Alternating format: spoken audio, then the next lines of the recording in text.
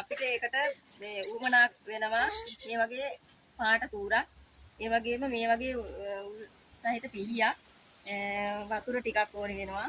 ඊට පස්සේ ටයර් එක මේ විදිහට අපි තියාගෙන ඊට පස්සේ අපි මේක ලකුණු කරගන්න ඕනේ මේ කපන විදිහ පෙති ටික. මේ විදිහට අපි ලකුණු කරගන්නවා. දෙකට හරි මැදින් බෙදා ගන්නවා. ඊට පස්සේ අනිත් පැත්තට මේ විදිහට බෙදා ගන්නවා.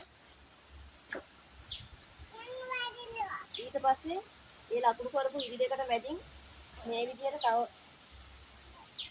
ඉරක් ගහලා ලකුණු කරගන්න ඕනේ.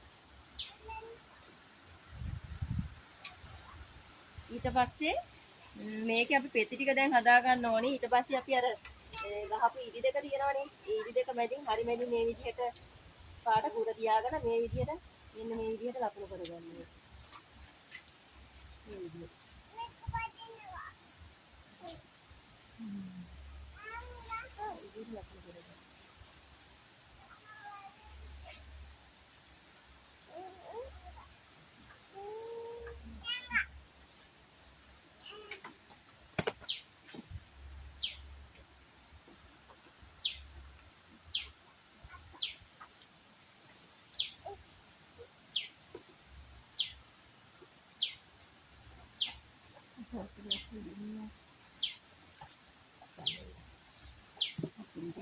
බලයි නැද්ද දුකපන් දිය. මේ විදිහට පෙති ටික ලකුණු කරගන්න ඕනේ.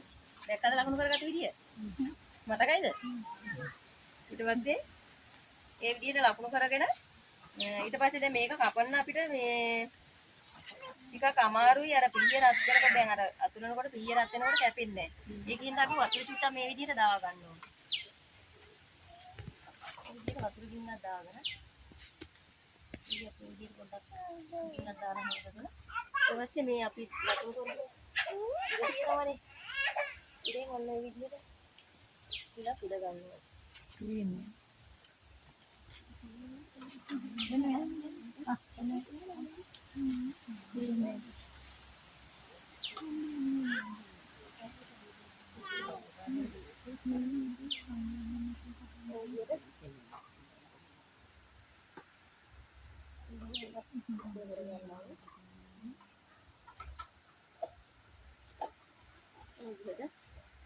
ඊට පස්සේ මේ ලකුණු කරපු ඉරි ටික දිගේ මේ විදිහට අපි කපා ගන්නවා.